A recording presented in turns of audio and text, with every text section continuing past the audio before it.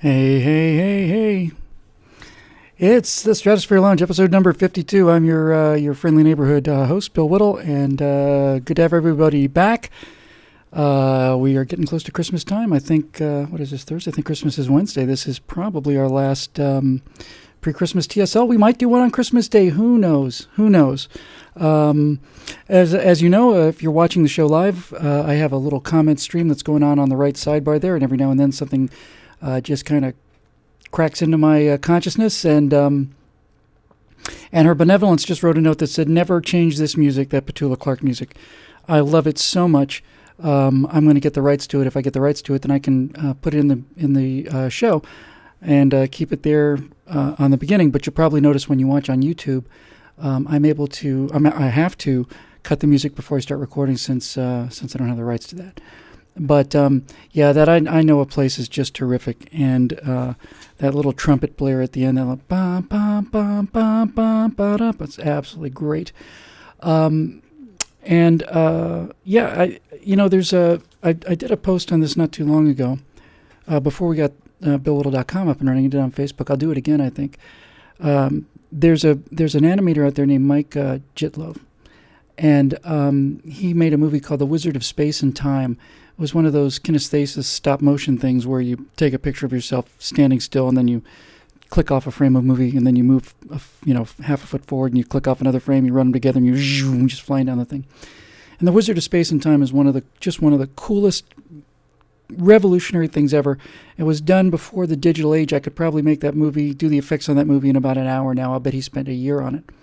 Did it all just on a compositing table and hand-made everything frame by frame.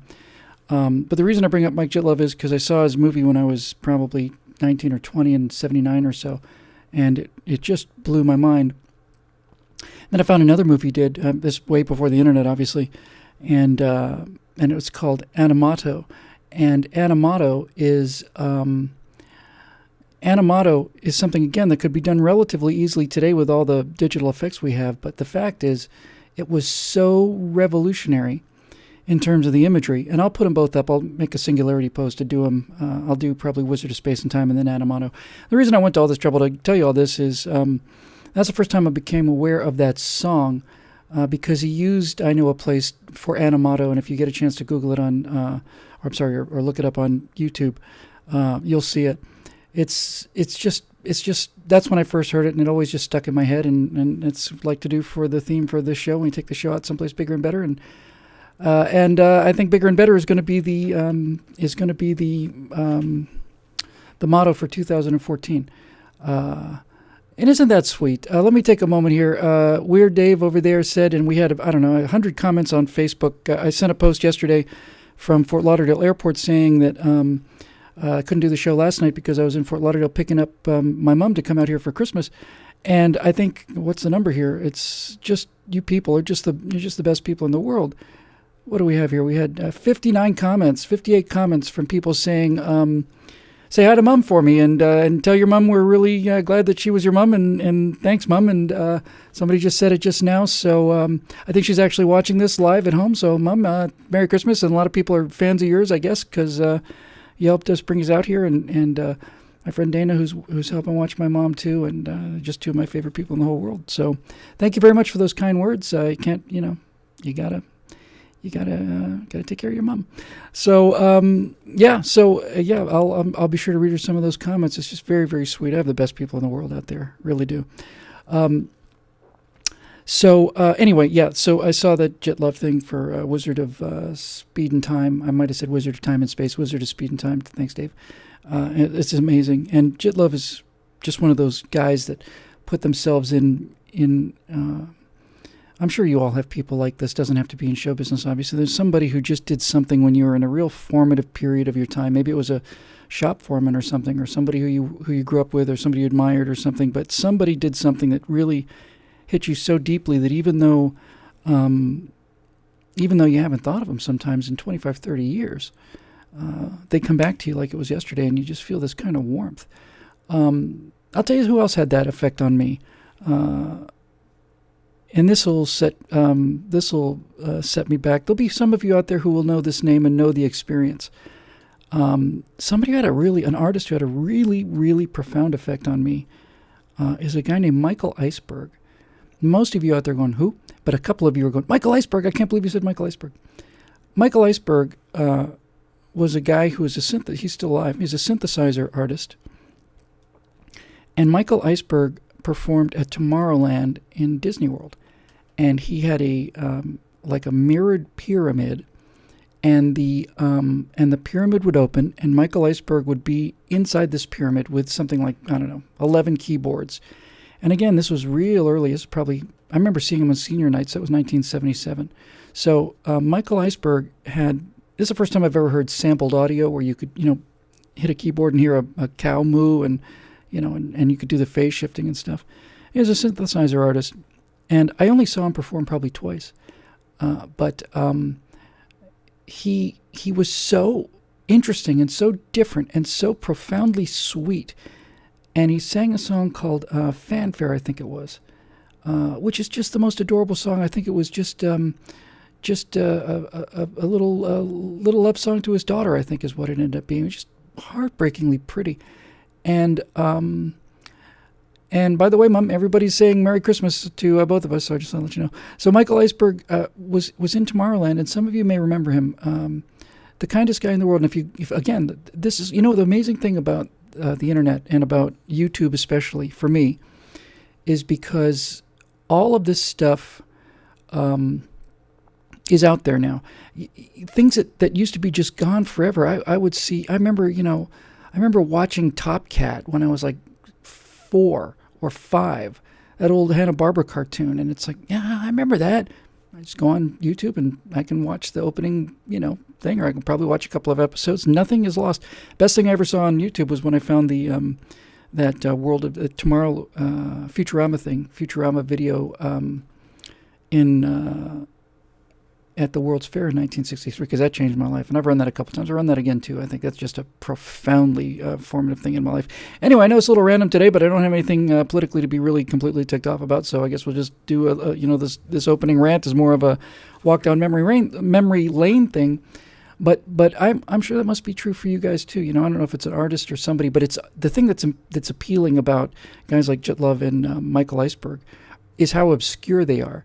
They're really obscure. They're not widely known names. And so when you say something like that, anybody who says, I know that guy, you can connect to them, because it's not like you're talking about Elton John or Madonna. It's like, it's a little experience that very few people had. And if you met somebody who had that experience enough to remember the name and the experience, then, on some levels, we're brothers out there, or sisters. Yeah, he was something else. And you can see him on YouTube as well. He's a terrific guy. So anyway, so Merry Christmas, everybody. I'm sure we'll do something next week. Hopefully we'll do it. Maybe we'll do it Tuesday on Christmas Eve. We may do it Christmas Day. Maybe we'll do it on Thursday the day after. We'll do something. And I have a big secret surprise that I'm not going to spoil for you, but you'll notice it next time you see it. Next time you see the show, there'll be a slightly different bill, which will be pretty cool. Yeah. No, I know you can't bear the suspense. I'm actually going to have that sex change operation I've been looking forward to for so long, so very long. One last thing before we get going, though, and that is this. Those of you who have become subscribers over at BillWhittle.com, again, my undying gratitude, and we got our merchandise back very late, as I've been saying almost every week. And we got it back late because we changed from smart conservative thinking to the common sense resistance. But I just want to tell you, we shipped all of our stuff out. The fleeces are going out to the producing members. The fleeces are awesome. Just in time to miss for Christmas, they came. But I just wanted to show you here, for those of you who might be watching at home. It's a weird thing. Other side. It's a weird thing to be wearing your own apparel. It's an odd feeling, and a good feeling, but a strange feeling. But when you're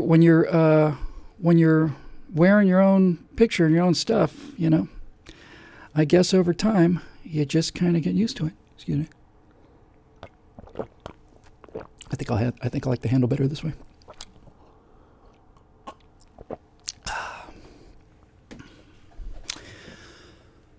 There are limits to ignorance. There are limits to the universe, but there's no limit to my vanity. That's one of the few things that goes on forever and shall remain long after the universe has expired. Anyway, having fun today, and I'm glad to see all of you guys here. So let's get down to the questions. As you know, we've been doing this for a while now. I really think it's a lot better, probably because I'm lazy. And when we switched from me picking questions to picking the top-ranked questions, made my life a lot easier, and it took away the selection bias. You know, it took there are questions I want to answer, questions I don't particularly care to answer, and so it got me out of my comfort zone. So this. And since Winston Smith Room 101, which is one of the most awesome screen names I've ever seen, by the way, Winston Smith Room 101, said, "Is this going to be a 3-hour show?" The last two have been 2.5. Can't do it tonight. I gotta get out. And my dear mom is from Florida, and before Florida, Bermuda, and before Bermuda, Egypt, and before Egypt, Malta. So her subcutaneous layer of body fat's about as thick as these two pieces of paper together, and I got to get her a coat because it's getting a little chilly here in California. So we're going to go out and hit Target because it's nothing but the best for my mom. So we're going to have to keep this one down more or less to regular times here. So I'm going to start moving on through the questions for Stratosphere Lounge episode 52. That's amazing. So starting with Stephen Sopko, who says, will the virtual president pardon or prosecute Edward Snowden? That is a great question. Edward Snowden, as you know, is the whistleblower who basically defected to Russia, and God knows where he's trying to go to Brazil now with a lot of stuff. And Snowden blew the whistle on this NSA stuff, and has apparently also revealed an awful lot of secrets. I got to tell you, I have very, very mixed feelings about this. I know a lot of you don't have mixed feelings about it.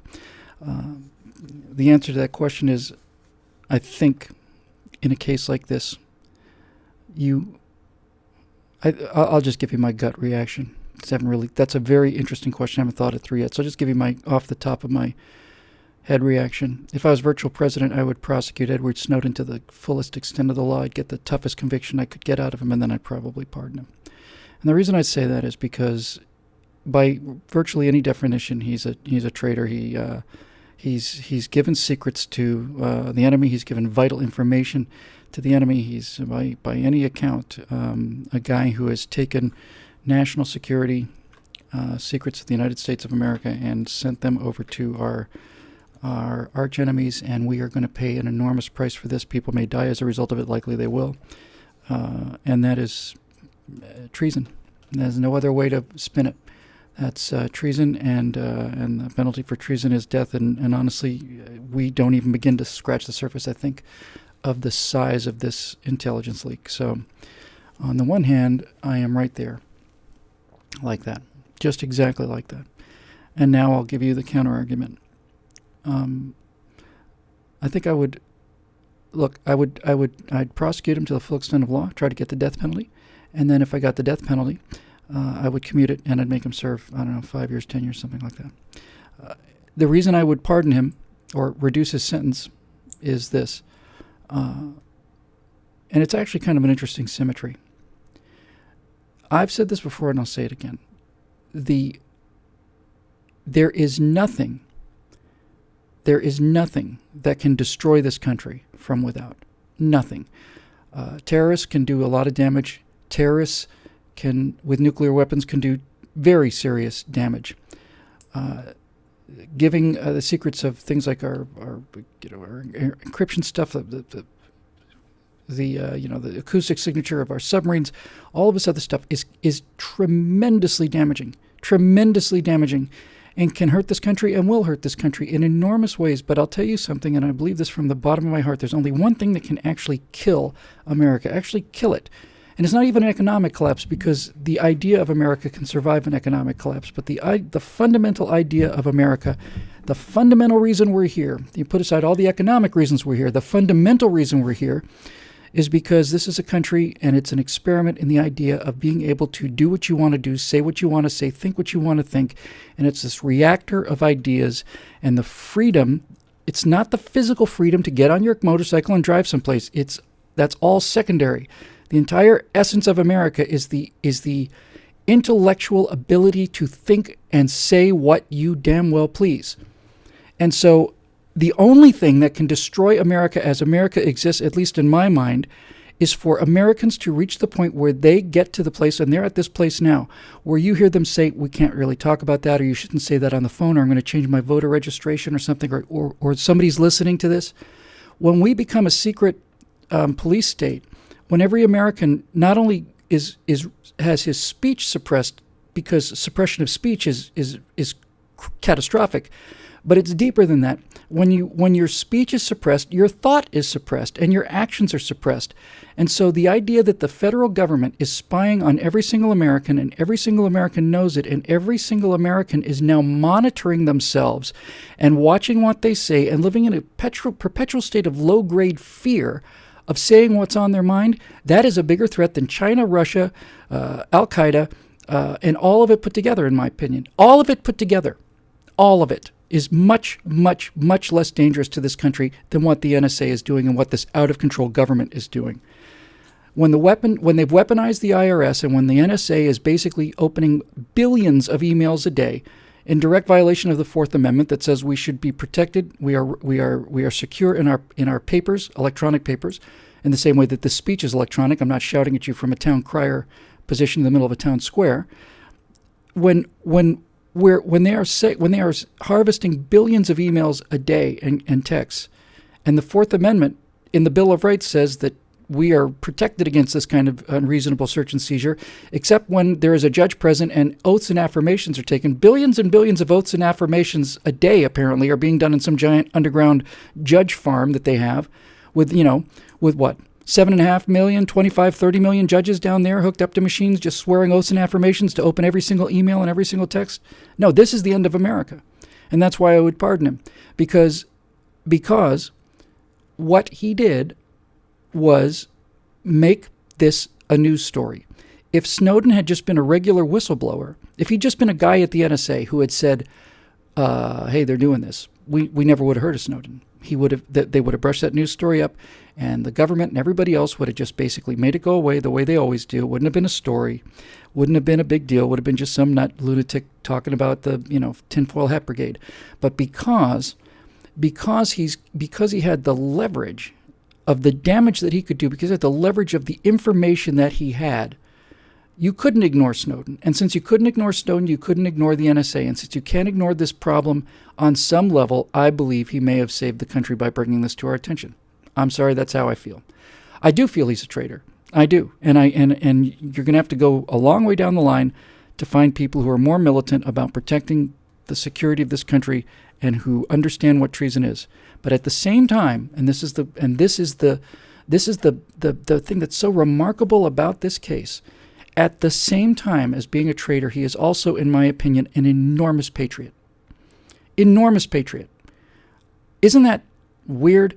Isn't it just awful that you have to get to this place? Because to whatever you want to say about Snowden, and I know he brings a lot of emotions on one side or another, what he did took courage, took some kind of guts to do that. And whether or not he did it for egotistical purposes, whether or not he did it to damage the country first and this is fallout, or whether he did it because he felt that the threat of this spying on the American people was a bigger threat than anything else. In other words, I don't know his motive. I don't know the inside of his heart. But he has made the American people aware of what's going on, and it's pissed the American people off. And that is a blessing. If we had not been aware of it now, if we'd waited another 10 years or 20 years or 30 years, would we have been able to wake up about this? And somebody wrote something in the comments, Winston Smith Room 101 again. I think it's being a little snarky there, but I really want to say this. I want to get this crystal clear. I don't think the NSA is irrelevant. I don't think the NSA needs to be shut down. I'm in favor. I understand how the world works today. I understand how nuclear terrorism works, and I understand how these connections work, and I don't want to see airliners exploding over the Pacific Ocean at 4 o'clock a.m., 17 of them simultaneously, which is what was in effect, and we stopped them through people like the NSA. So I don't know why this is so hard to understand for some people, and I'm sure most of you feel the same way as I do. The National Security Agency and the Central Intelligence Agency are designed to protect the American people from foreign powers, from violence directed against the American people by foreign powers. And I'm not so naive to understand that that means that we can only monitor things overseas. I understand that given a country as open to immigration as we are, that there are very, very porous borders, and that many of these threats that are serious threats, that are very serious threats, reside in the United States, and they need to be investigated, and you can't just go kick the doors down. You have to get these information threads together. I understand that.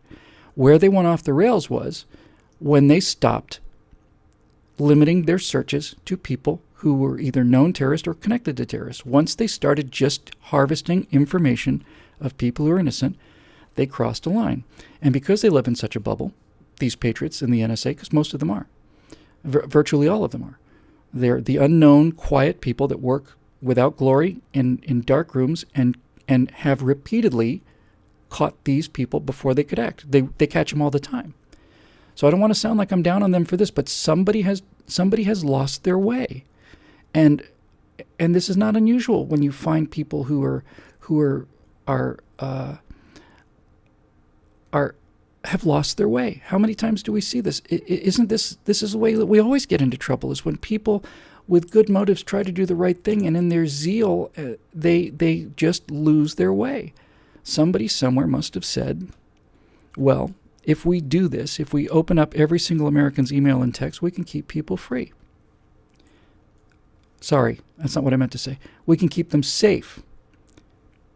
Well, I certainly can make the case. But safe from what? Safe from what? Safe from the people that want to destroy this, the essence of what America was built on? Yeah, that's right. We're trying to protect America from terrorists and Chinese and cyber attacks and all this other stuff.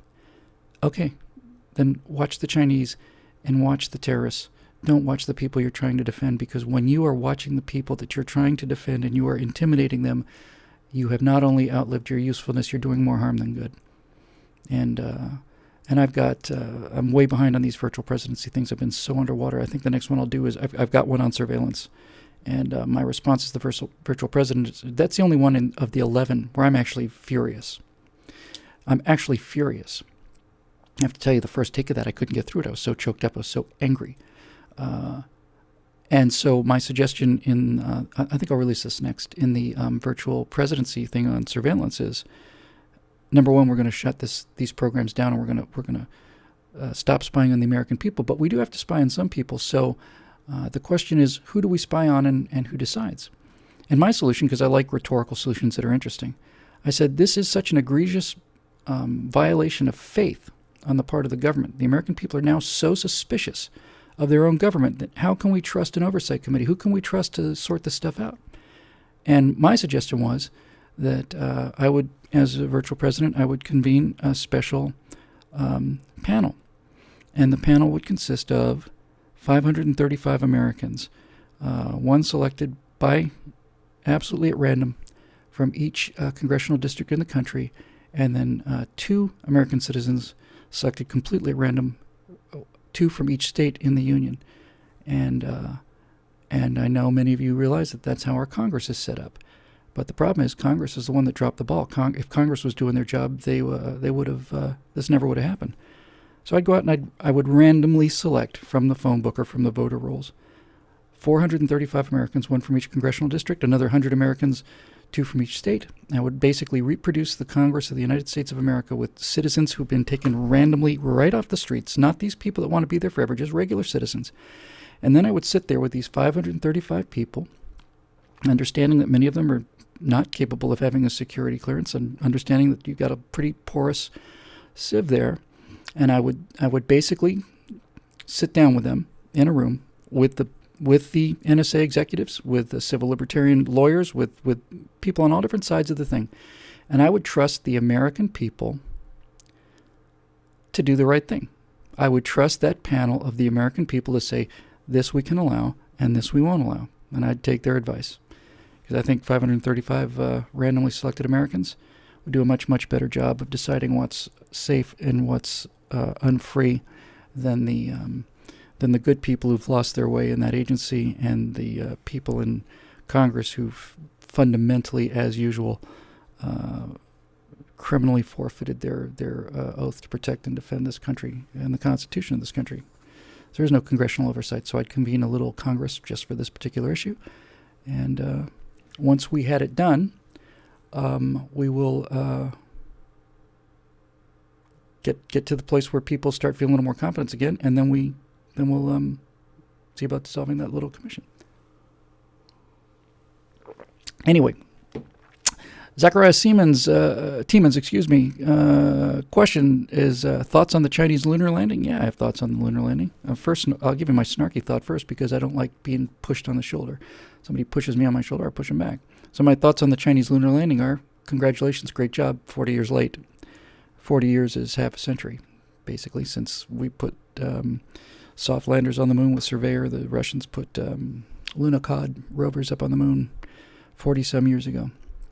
So my first response is, yeah, congratulations, and I'm sure you're all very excited. If you want high-quality pictures of what the surface of the moon looks like, feel free to Google lunar surface, and we'll give you tens of thousands of them taken by Hasselblad cameras from actual men that actually walked on the moon. And they were wearing American flags on their shoulders, and they did it 40 years ago. So there's that angle, and that's my kind of defensive angle, and I kind of like to come from that place because, frankly, there is no question China is a rising power, and there's no question that we're a power that in many cases appears to be in decline. And so what I want to do is I want to let these upstarts know that the big dog is still king of the junkyard. But of course, China is going to go back to the moon, and when China talks about going to Mars, they will go to Mars, and they'll do it because they've got money and they've got will, and they don't hate themselves yet. They will, and they're starting to. Already, they're starting to. The generation, I did a documentary on China. I got hired as an editor. In fact, I was working on that documentary when 9/11 happened. It was in September of 2011. I was working on this thing. And we had a couple of different segments that we were doing, and they had some footage that had been taken about 7 or 8 years before, so early to mid 90s, and stuff they just come back with, and you couldn't cut them together. You couldn't edit them together because even in like the mid to early 90s China, most people were wearing Mao jackets and riding bicycles, and then the new stuff comes back, and they've all got cell phones, and they've all been they've been doing all kinds of things, skyscrapers in Shanghai, and and all this money and all this stuff, and so on and so on and so on. So China is changing, and as China becomes more affluent, they will begin to pick up the diseases of affluence. But right now, there are people who have a lot of inferiority complex to deal with, just like the Soviets. And so just like the Soviets, just like the Chinese, and to be perfectly honest with you, just like our friends up in Canada and just about everybody else, everybody measures themselves against what we do and what we've done. I know you can say that chauvinistic is just the truth. What is you talk to Canadians, what is their definition of Canada? Well, we're not America. What's the definition of America? It's got nothing to do with Canada. You were watching the Soviets when they pulled off the first Vostok flight, and it was an amazing achievement. But everything that the Soviets did, the Soviets basically bankrupted their country by trying to catch up to the West. And if you look, if you look at Soviet aircraft, if you look at like a Bear bomber or Blackjack bomber or anything, it looks like it's made by chimps. If you look at the way that an F-16 is constructed, or especially something really good like the SR-71 or the F-22, those things look like they're made in the future. But if you look at the construction of most Russian hardware, it looks like it's just built by apes. And I remember when that guy defected, he took a MiG-25, which we thought was the most advanced fighter jet in the world. We built the MiG-25 was designed to counter the B-70, and it was a Mach 2.5 very fast interceptor. It was just nothing but jet engines, and I think the jet engines had a lifespan of about 15 hours before they had to be destroyed and replaced. So it was just, this super Foxbat MiG-25. And we were worried about it. And so a Russian pilot defected back in the 70s, flew it to Japan, and we got a look at it. And when we got our guys on top of this Soviet superjet, the MiG-25, what we found out was it had vacuum tubes in it, and that it didn't even have flush rivets. That may not mean a lot to you if you're not into aeronautics, But a flush rivet is something that means that when you put that rivet in, it makes the surface of the wing smooth. You look out on the wing of any commercial jet, and you'll see all the little rivets that are holding the metal together. They're absolutely flush because you don't want that airflow to get disturbed. But the Russians had the bumpy rivets, and every time you put a bump on a wing, it destroys the laminar flow, and there's just a brute force kind of a thing. So anyway, I guess coming back to the Chinese on the moon thing, they are determined to do everything in their power to make them appear to be a world power. And look, they are a world power. They're the second biggest economy in the world. But it's hard to watch the Chinese without seeing the desperation of them, the desperation to show America, oh, we're doing this. This is bigger than America. Remember the Russians, more people than this, larger than America. Okay. So the Chinese are going to go to the moon.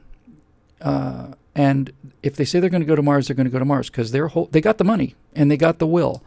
And God knows they got the people. So they're determined that they're gonna show America who's boss. And my response to showing us who's boss is, you don't show us who's boss by doing something we did 40 years ago. You go back to the moon, that's an achievement. Congratulations. By the way, going to the moon is harder than it looks. So, we had the best people on the planet. We killed 3 guys in Apollo 1, and we nearly lost another 3 in Apollo 13. So going to the moon ain't hay. So if they go to the moon, congratulations. By the time they have landed on the moon, it'll be 70 years after we got there. 70 years. So there's that. But if they go on to Mars and stuff, that's a bigger achievement. And I say all of this only to say that we are not going to ever go back to the moon. And we're never going to go. I don't think I should rephrase. I don't think NASA is going to fly another man in space on an American rocket. I don't think we'll see it ever again. I don't. I really don't think so. So that's why we get private space, baby. That's the only hope we have, is people using their own money, guys like Elon Musk and SpaceX and X-Corp and Bigelow and is it Blue? I want to say Blue Horizon. I don't think that's quite right. Blue Origin. Yeah. So it's an achievement, no question. They're only the third people ever to do it.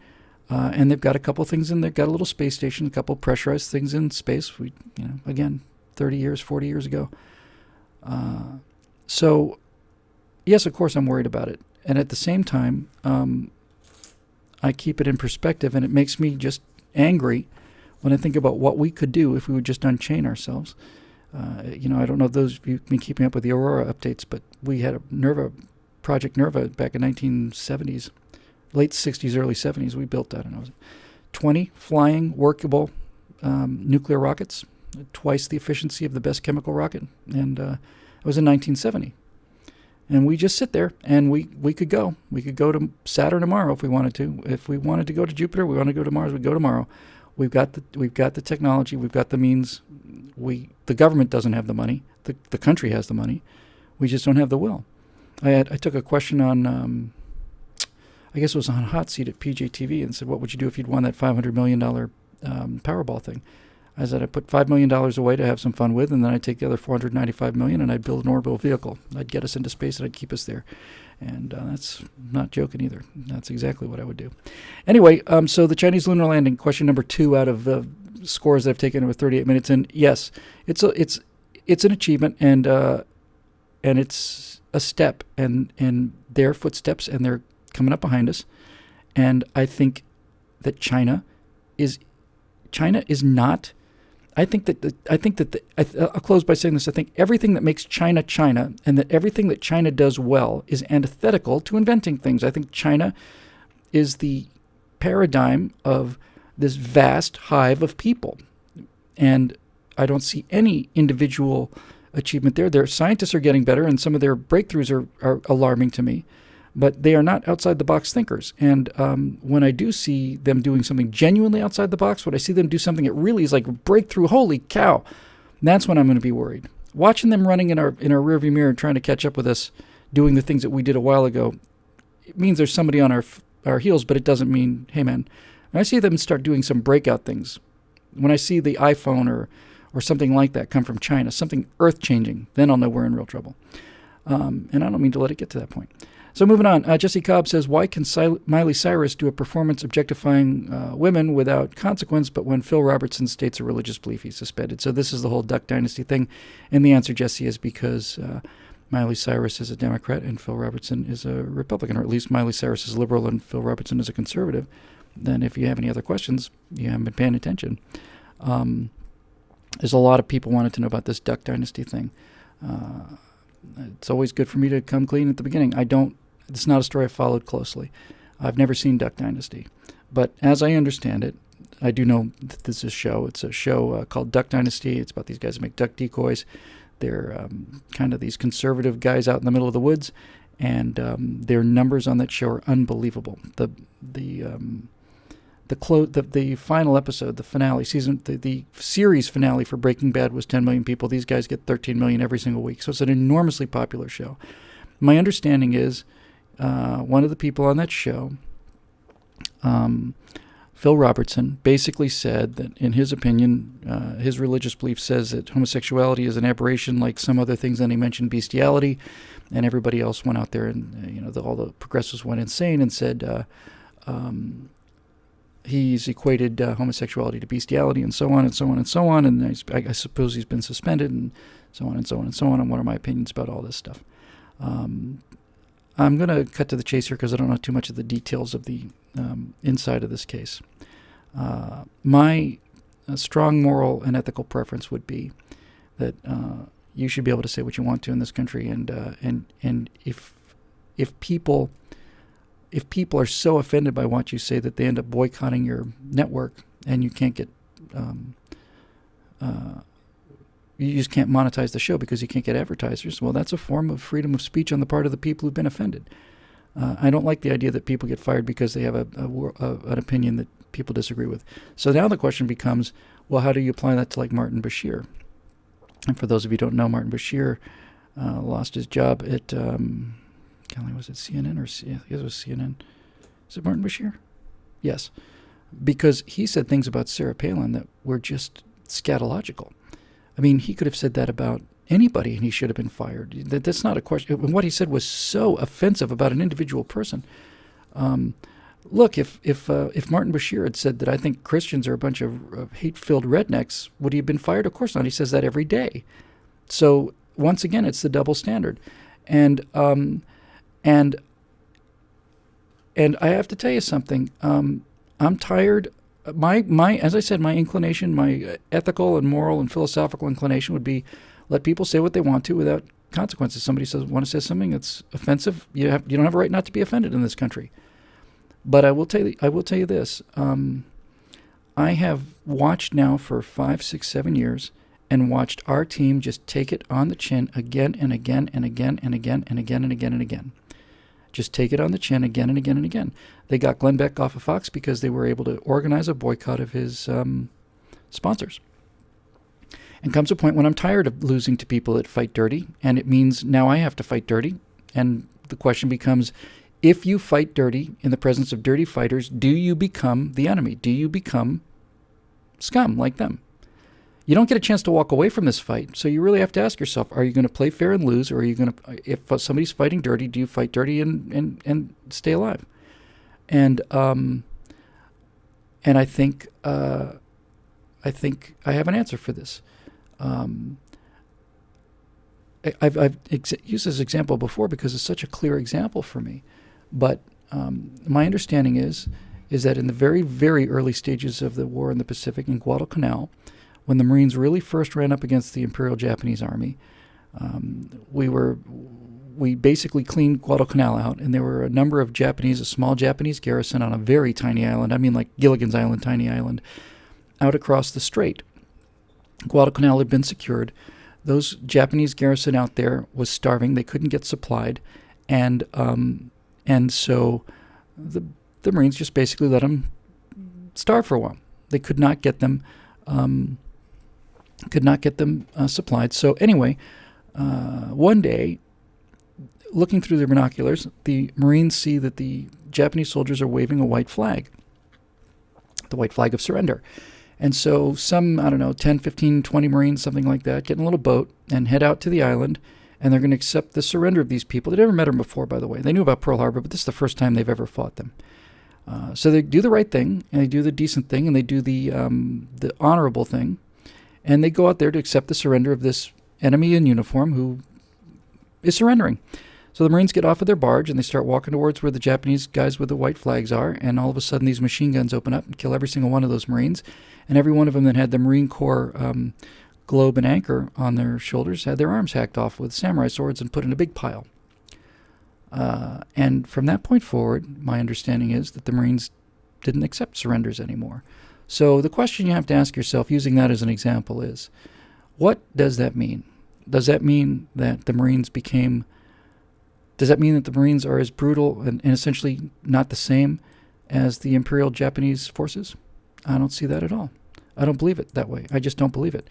I think what you have to understand is, when you're dealing with people that have a code of ethics that mean that a fake surrender means you call for a medic, and through the kindness of one person's culture and the generosity and the fundamental decency, and you go to attend to a wounded enemy soldier, only to find out that he's holding a grenade so that he can kill the medic.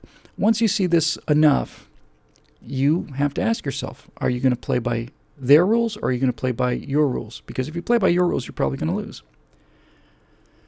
So that's how I look at things. I'm all about an honorable fight. I'm all about a fair fight, and I think honorable opponents need to be treated honorably. If a soldier is in uniform surrenders, he should be given the right to surrender and treated honorably and with decency and respect, because that's who we are. But if people keep abusing that inherent decency in our team, then they are no longer honorable opponents. And when they no longer are honorable opponents, they're no longer worthy of honorable treatment. They no longer deserve it. And that's how I've come to feel about these culture wars and these firing wars. Our guys have been the victims of lawfare. They've been sued and boycotted and embargoed off the air. And I've seen it for 7-8 years now. And I'm tired of it. So now it's time to fight back.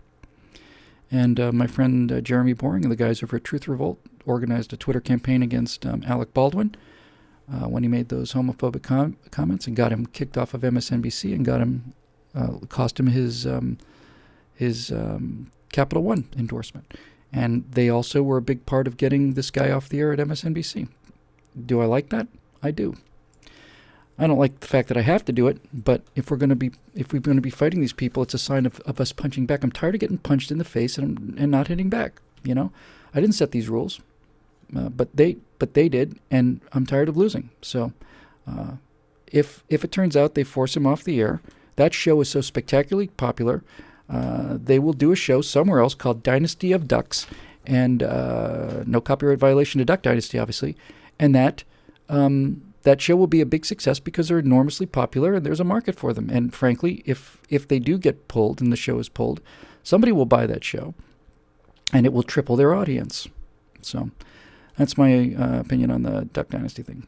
Alan Garrett asked, Bill, I understand Glenn Beck, Rush Limbaugh, Hannity, and Coulter are getting together somewhere soon. Please call them and invite yourself. That's a charming thing to do. It's actually not a bad idea. If we need to start a petition to get you on board, we will start it. Also, Beck is getting into movies. Y'all need to talk. Glenn Beck is successful and tremendously successful. He's a great businessman. Rush Limbaugh is a legend. Ann Coulter is Ann Coulter. Ann Coulter's fearless. Hannity. All these guys. I am really pretty underexposed compared to these guys, and we're going to be working on that in 2014. One of the reasons we have this subscription site is because that income allows me to do things that can help me get a little more traction. And we're going to ride out 2013, and it's the holidays, and unlike the president, the last thing I want to do is politicize your Christmas. But I will tell you this, 2014 is going to be a big fight, and it's going to be a big year for us.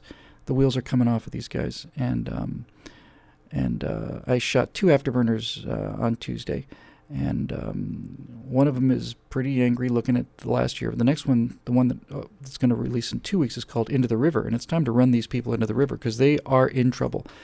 And so starting in January, we're going to do a big membership push, because resources are resources. And not only does it give us the means to do the content, but it also gives us the means to promote the content. And as far as that goes, Alan, I'm kind of keeping those things in my pocket here. Glenn has run my segments on the air. So has Rush and mentioned me by name. I'm friends with Ann Coulter. I've never met Hannity. And Beck is making movies, but the thing about Glenn Beck is he's his own empire, and he's doing exactly what I would like to do, which is running things the way he wants to run them. So whether there's some crossover there, I don't know. I will tell you this: 2014 is going to be a much bigger year than 2013, and with your help, certainly we'll be able to have the means to throw some serious resources at that. And I had some interesting meetings, and things are going to be very, very, very big.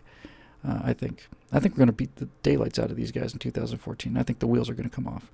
And I've been working with Ted Cruz personally. I'm going to go out there and introduce him in January. He's asked me to come out to Washington and help him with some of the rhetoric and some of the idea. He's not short on ideas, but in terms of being able to make these ideas palpable and sellable and concise. Although concise is not a word I would apply to the guy who's done the last 2.5 hour Stratosphere lounges. In any event, it's going to be a good year, guys, and I'd like to be able to get up in that league, because Beck and Limbaugh and Hannity and Coulter are firing on all cylinders, and I feel like I'm doing the best work I've ever done in my life. I just like to be seen by more people, and all those guys have the big megaphone, and I'd like to get a bigger one. So moving on here, Joseph W. Sandone. It looks like Sand 1, like Capital One. I hope it's Joseph W. Sandoni. I hope I get it right, Joseph. Sorry. How do you avoid just giving up? It's gotten to the point where I can barely read or watch material from my favorite conservative pundits. It seems like they're just preaching to the choir. Can a difference be made? I don't know if a difference can be made. I do know that if I don't try, a difference won't be made. I know that you miss 100% of the shots you don't take, and I know that that if you don't get up and fight these people, they're going to win. So I don't know how I avoid giving up, Joe. Some days I do want to give up. A lot of days I just say, what's the point? And I get over that. The point is,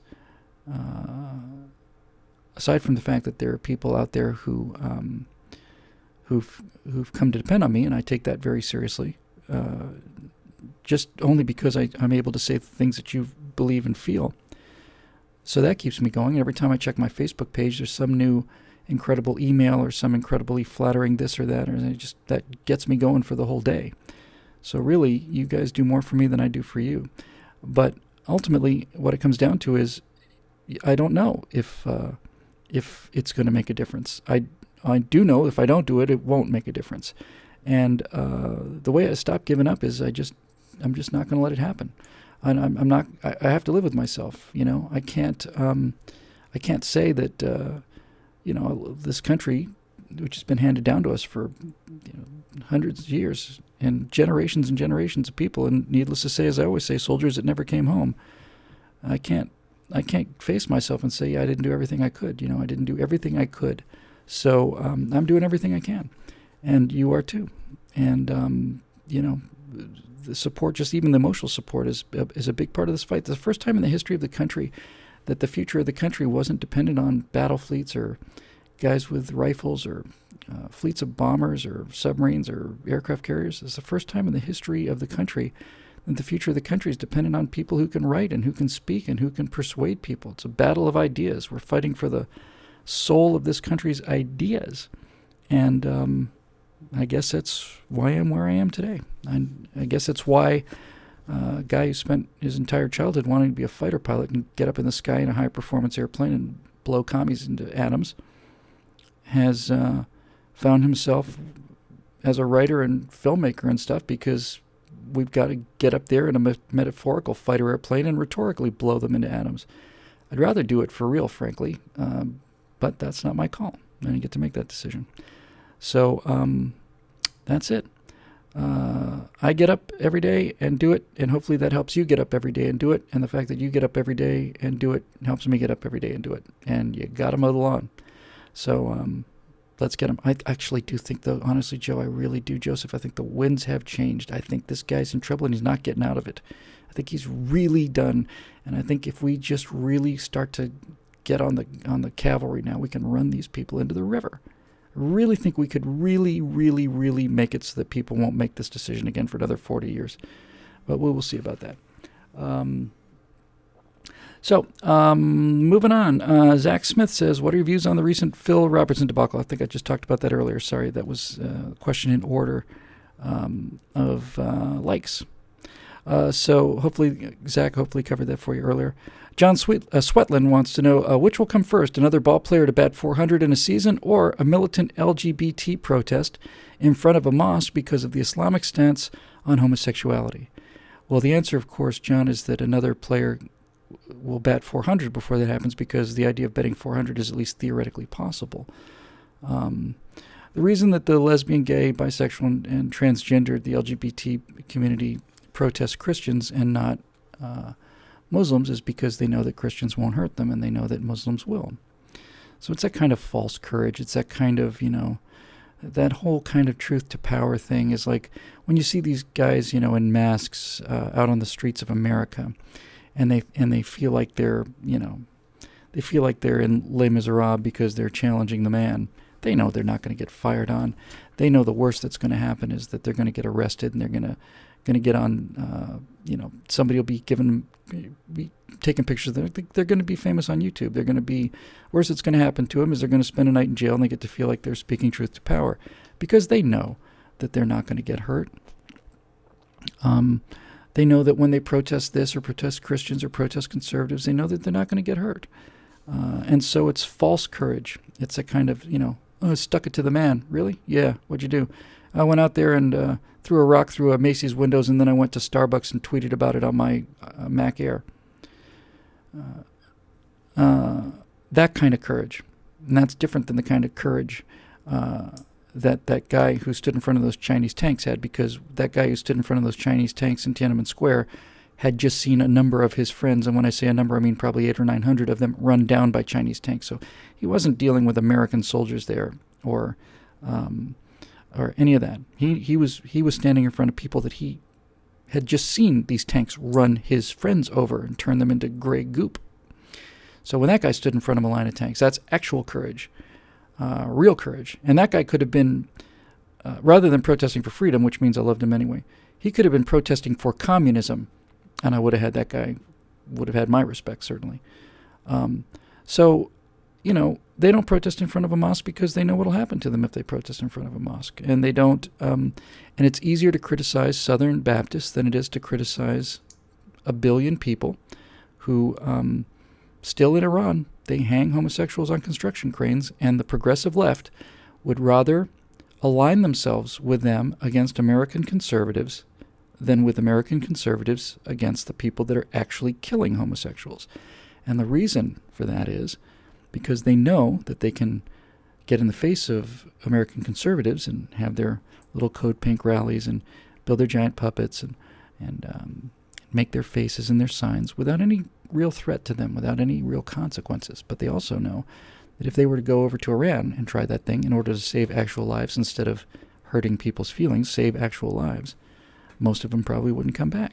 So they're cowards. It's like everything else. It's unearned moral superiority. They want the appearance of courage without having to actually have the courage. Because if they had real courage, they would do something to get things done. It's this nonsense. Like I said before, you see these progressives with a bumper sticker on their car that says Free Tibet on the back of their Prius. And have you helped free Tibet? No. If you want to free Tibet, instead of having a Free Tibet bumper sticker, you should have a bumper sticker on the back of your car that says, I support the United States Marine Corps. Because those guys actually could free Tibet. It's just posturing. It's just them running the movies of their lives. It's the narcissism of it all. I'm speaking truth to power. I'm a rebel. I'm better than you. I've got this moral superiority. No, you're a coward. If you really wanted to do something about what's happening to your people, then you do something to the people that are actually doing something to your people, instead of just occasionally hurting your feelings, killing them by stringing them up on construction cranes or stoning them to death or knocking walls over on top of them. Nope, can't have that. It's not oikophobic enough. You gotta hate yourself first. That's the main thing. Joshua Tiemans, part of the All Tiemans team of Tiemanses. There's a Joshua Zachariah and all these guys. They get the top-rated questions. Not like they're paying me money, although I'd be willing to have a discussion about that. Joshua Tiemann asks, Bill, where have all the adults gone? Did the culture of decadence and maturity is a myth, so don't feel bad when you fail? After all, everyone is perfect just the way they are. That's a lot of hyphens. Did it cycle all of our adults out? The under 30 crowd being an example, it seems, is becoming rarer and rarer to find someone who's emotionally secure in life and death. That's an interesting statement. And able to face ridicule, pain, and suffering gracefully without breaking.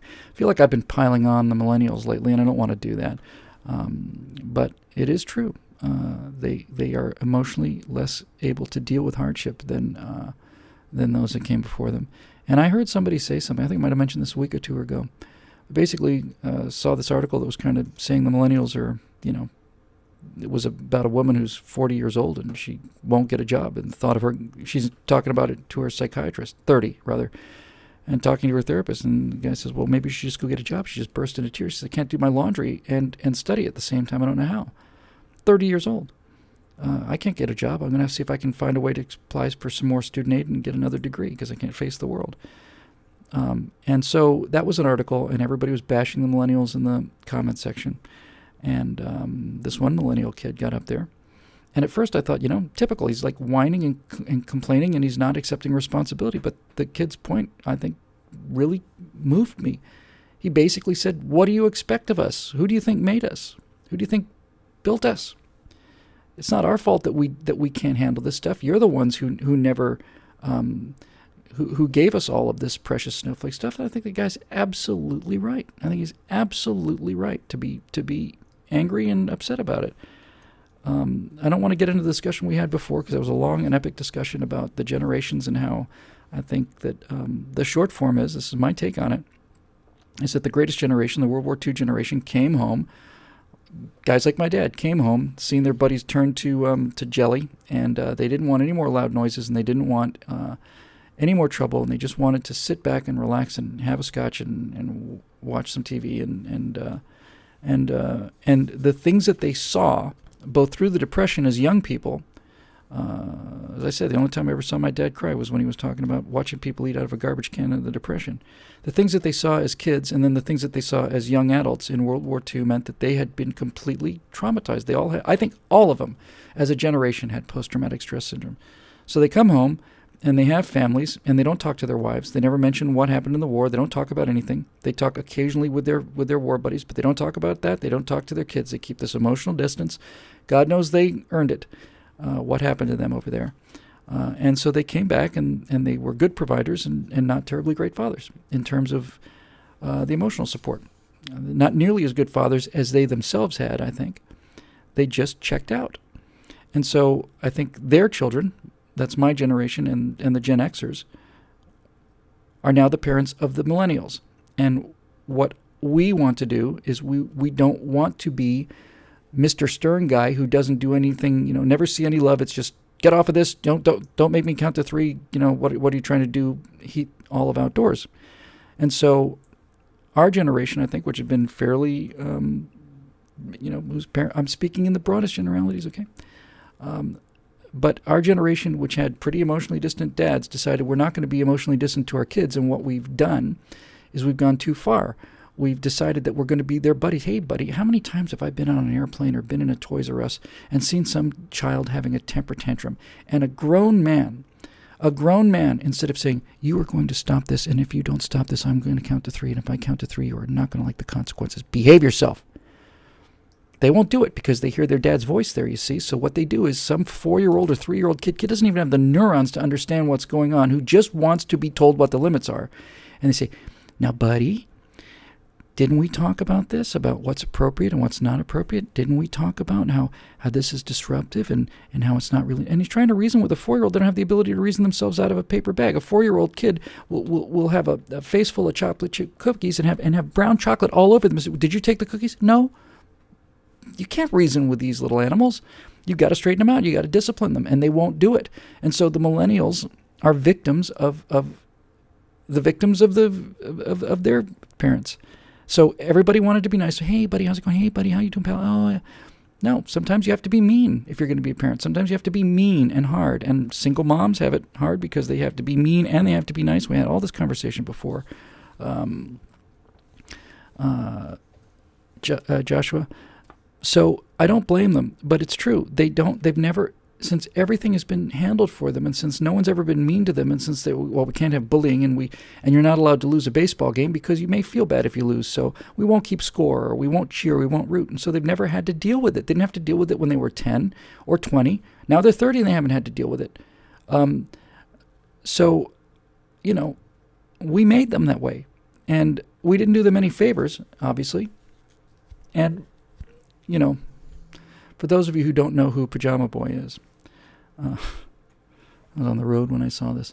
Barack Obama personally, the president's Twitter account, said, "Hey, what are you doing for the holidays? Why don't you go home and have a Christmas and talk to your family about signing up for Obamacare? Isn't that a swell thing to do, Mr. President? Politicize everything, politicize Thanksgiving, politicize Christmas. Go home and sit around the Christmas tree and talk to your family about how important it is that they sign up for Obamacare." And the picture they had was this guy in, I have to get a picture of him. It's just, there's no way to describe it. I know most of you know who he is, but give me a second here. Is it Pajama Boy? There he is. So this is the guy that Barack Obama's official account tweeted out as you. This is how he looks at the American people. This is their view. And so he got called Pajama Boy. And if there's somebody, I don't remember who said it. But they said, and I completely agree, there's something about this guy, and I don't know what it is exactly, that makes me want to slug him. Everybody wants to slug this dude. I know it's a horrible thing to say, but it's just true. They just want to slug him. Hang on a second. Give me 1 second here. Here's Pajama Boy. So this was put out by the president, and basically it said, "Wear pajamas, drink hot chocolate, talk about getting health insurance over Christmas." So this is the person who the White House thinks is you. This is what they think the American people. This is a representative of the American people. It's a man-child wearing a one-piece flannel thing, sitting there holding a cup of coffee with this smirky look on his face, and it's like, honestly, this is what they think is gonna improve the image.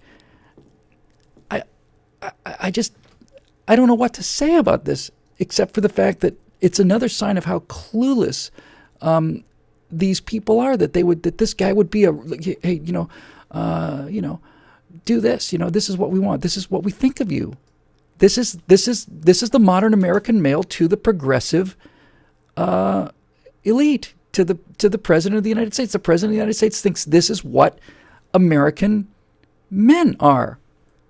I mean, good God in heaven, could you find somebody douchier looking? Is there anybody on the face of the earth that you just want to slap more than this guy? Mostly for his own good?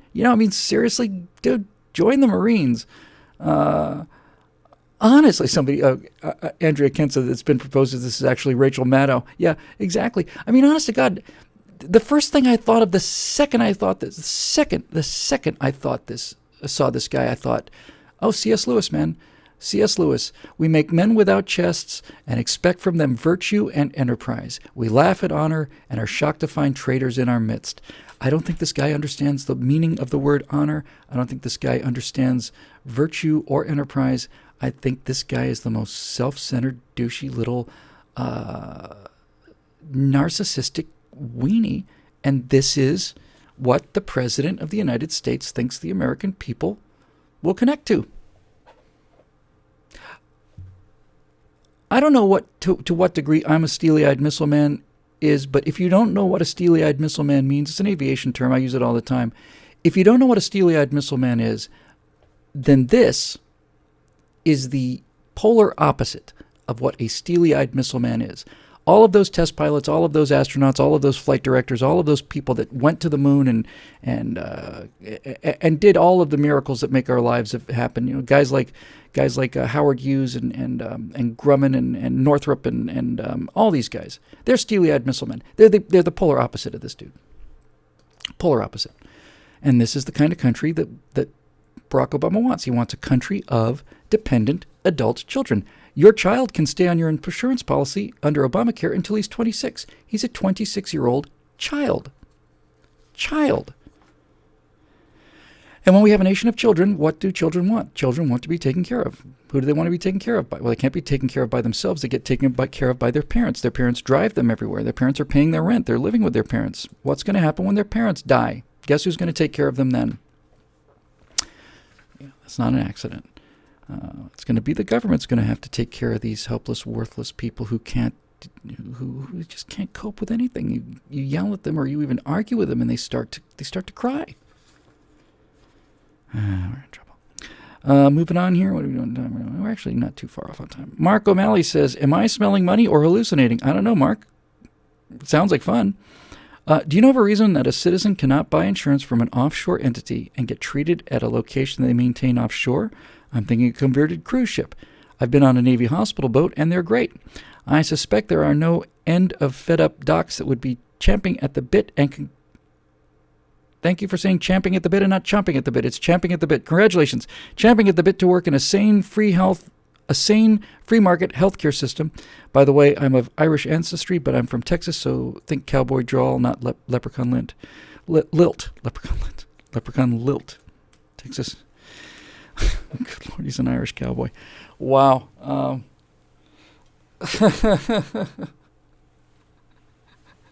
Wow. What are you looking at there, Pilgrim?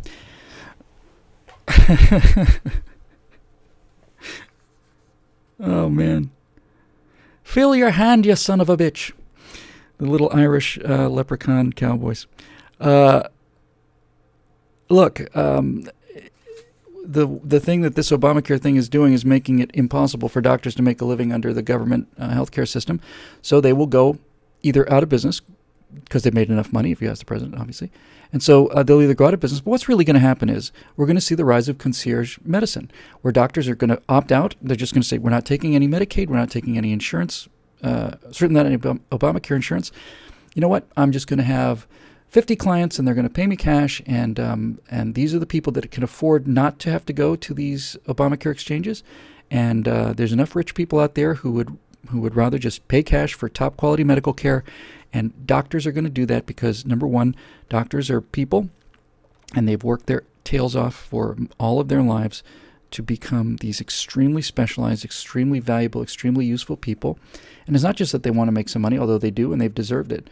It's that they want to practice medicine. They don't want to fill out forms. And so what's going to happen, it's happening already. Tammy Bruce pointed this out. She said what Obamacare is really doing is making sure that poor people no longer get decent quality health care, because as Tammy pointed out, you could be an urban mom with 3 kids. You know, if you could afford your $200 a month premium for Kaiser Permanente or some private health insurance, if you get sick, you're going to UCLA Medical Center, you're going to Cedars-Sinai, you're going to get the best doctors there are. But now, because of this Obamacare thing, more and more people are going to start doing exactly what Mark here talks about. You're going to find doctors that are going to just basically going to be dealing with a small number of rich people. Obamacare is going to make sure that only the rich get good medical care. Everybody else is going to be on these exchanges, and the only people that are going to take them are doctors who are overwhelmed or whatever reason. Maybe many of them are just about really, I guess, good people still trying to do medicine, but yeah, everybody's going to go to the DMV for their health care, except for the rich, who will basically hire doctors and pay them cash. That's what Obamacare will do. And it wasn't like that before they went in there and started messing it up. I just saw somebody in the comment section wanted to know what that quote was. It's a C.S. Lewis quote, and if you just look up men without chests, and I'll just give it to you again. He said, we make men without chests and expect from them virtue and enterprise. We laugh at honor and are shocked to find traitors in our midst. And when I saw that picture of Pajama Boy, the first thing that flew into my head was, well, if you need an illustration for the idea of men without chests, that's your dude. Moving on here, we got 2 to go. We'll be out on more or less on time here today. Mark O'Malley says, I'm sorry, just did that one, sorry. Joshua Tiemans again, the tag team Tiemans brothers, Zechariah and Joshua. But they're great questions. Bill, how likely is it that China is trying to find our flag and run it over with their rover and then laugh their heads off when we find out in 50 years? Or is the flag so bleached that they would just mistake it for John Boehner's personal flag and drive on by? This is another Chinese rover question, but it's slightly different, so I wanted to take it. First of all, this is something that just broke my heart when I heard about it.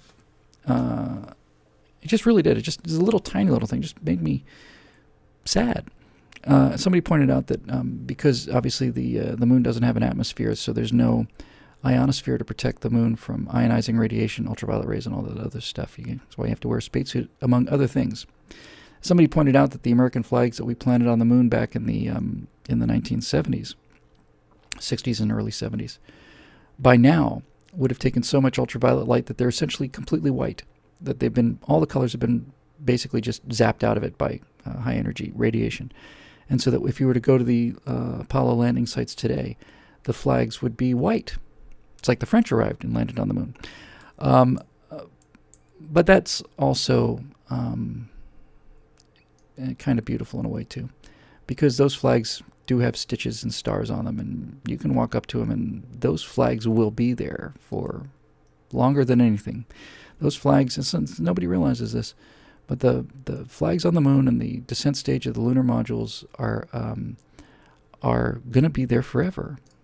When the Earth, if people go extinct, and probably they will, everything else has, if civilization collapses and weeds overgrow everything and slowly break the concrete down, and even when the plates get subsumed into the crust of the Earth, everything that we've done has turned to dust and ashes. There will still be 6 golden spider legs on the moon and 6 flags that will still be there. Footprints will be there till the sun goes out. Those footprints will be there now that meteor activity is way down compared to what it was in the first 4 billion years of the solar system's formation. Those footprints will be there forever. They'll be there forever. Those lunar landers will be there forever. They're never going to go away, ever. And so that's important. China's obviously not going to run over our flag with a rover, but it's a metaphorical thing to say, basically, and he's right. As we said earlier, they're trying exactly what they're trying to do. They're trying to run over our flag with a rover. And they're going to have to do a little more work than run over our flag with a really little rover. You guys get some men on the moon and put some men down, and we'll see what happens. There's a lot of talk about whether China plans to make an actual claim on the moon. I sure hope they do. I hope they do. I hope China lands on the moon and claims it for them, because then we'll realize how stupid this international law of space is. Because the property belongs to whoever can get the property and keep it, just like everything else. If China gets a claim on the moon, then we'll be able to say, all right, well, we were there 70 years before you, so we'll take the Sea of Tranquility, we'll take Hadley Rill, we'll take all the places we've been. But I really want to go back, and I really do think discussing the actual missions with people. One of the missions that you could do that would be a really cool mission would be, we have such precise navigation now. We've had precise navigation since the Apollo days, but there's a mission where you basically take some people, citizens of or members of Free Frontier, which we'll get to in 2014. I think we'll get that launched. You basically could take some people who are paying $9.95 a month on a credit card and own the space program that they're a part of, get them into orbit, do a translunar injection, send them out to the moon. When they get to the moon, they do a braking maneuver that puts them into an elliptical lunar orbit with a high I almost said apogee, but it's aphelion, I guess, or apoasis, highest point. So it's elliptical, so it's kind of high up, and then as it comes down low, you can get low. And when I say low, you can get very low. And in fact, given the accuracy of our navigation and our knowledge of the moon's gravitational fields, you technically get a couple hundred feet. And what I'd like to do is I'd like to have a mission where at the bottom of that orbit, you're moving blindingly fast. You're moving 10,000 miles, 10,000 miles an hour. Not as fast as an Earth. The moon's got a little less gravity. But without any atmosphere, obviously, I would like to do a mission where, as you come down onto the lowest approach, you overfly Apollo 11 landing site, and you overfly it at 10,000 miles an hour. And so basically, all you're just seeing is this lunar horizon just rolling past you, and you get lower and lower and lower to the point where you're absolutely sure you're going to hit. And then up on the horizon, you see this little gold dot, and the gold dot starts to grow, and then just... That would be cool. I've said this before too. If you look at the Apollo 11 landing site and you put if you imagine the LEM Look, imagine like a baseball field at Dodger Stadium. If you put the LEM on the pitcher's mound, the 4 legs of the LEM spread out just outside of the actual mound itself. And the Apollo 11 moon landing, one spacewalk, every single thing that Neil and Buzz did was in the infield, was inside the baseline, with the exception of one trek where Neil went about a third of the way past the first baseline, about a third of the way out into right field. So that entire first lunar landing took place inside the diamond. That's amazing. By the time we got to Apollo 17, we were going off for miles and miles and miles. Yeah, I want to go back, and I think we can go back. And I had to get this BillWhittle.com thing up one step at a time, ladies and gentlemen. Next thing off the gates is going to be Common Sense Resistance. I think we can probably do that in January. We'll get that thing going and get that thing moving, and then we'll start the Free Frontier thing, which is the private space program thing. Now, that's real money. That's going to be tough. That's going to need a business manager, and you need to have somebody who understands how you have to plow almost all of the money you take in first is going to have to go into getting more people. But that's going to happen. I think it's going to happen this year. And the final question today at 7:21 p.m. is from Gage Mosher, who says, you mentioned once somewhere that you tried to join the Air Force after 9/11. What's the story behind that? It's part of the, mythology of me and everything I do with Afterburner and Firewall and Stratosphere Lounge and eject and all that stuff. I wanted to be a fighter pilot from the age of 5 to 17, and I went for the physical and failed a vision test. I didn't even know I had any problem with my vision test. I expected to ace the whole thing. And so that was that, and then a lot of time went by, and I went down to talk about enlisting in the Army or the Coast Guard back in the mid-90s early 90s because I wanted to be flying helicopters, but by then I was in my late 30s and they weren't going to take anybody. But after 9/11, that day, I think it's either 9/11 or 9/12, I basically went down to Air Force recruiting office, and I wasn't the only guy who was doing that. And I basically said to them, I said, look, I wanted to be a pilot, and I know I'm not going to be a pilot for you guys. I'm too old for that, but I'm a private pilot, and I know airplanes, and I can fuel them, and I know how to fuel them, I know how to taxi them, and how to move them. I can do anything with airplanes better than a 17-year-old who has to learn this stuff, and get the instrument rating. So if you can use me, let me know. And they said, thank you very much for coming in. We appreciate it. We'll give you a call. If we need you, we'll give you a call. And I don't know how many other people went down there that day, but 9/11 was, how old was I? 42, I guess. That sounds about right. Yep. So, yeah, that's what I did. And I didn't have any illusions about it. I wasn't going down there to say, hey, man, you guys need fighter pilots because you got enough of those. I thought maybe they needed somebody who could fuel airplanes or move them or shuttle them or whatever. Free up guys who could do some more damage. But yeah, that's what I did, and I'm glad I did it, and I'm glad they didn't need me. When they need me, we're in real trouble. But I may just take that little Sky Arrow and paint it, navy gray, and it's got a tiny little engine. It's got a small heat signature. We may make ourselves into some kind of low-level recon airplane, be one of those little, forward air controllers for the zombie apocalypse. Anyway, that's about it. So, hey, look at the time, 7:24. We got one more or less on time on the 90 minutes here today. So I'd go longer because I love to do this show, but I do have some things I need to do, and we got to save some drive space. Apparently, the internet is running out of room after the last several Stratosphere Lounges. So, I guess we'll just wrap it up tonight. That's Stratosphere Lounge number 52. That's amazing to me. 52 times you poor people have had to sit here and listen to this. That's a sign of real dedication or some form of cognitive disability. I'll let you take up your particular choice on that.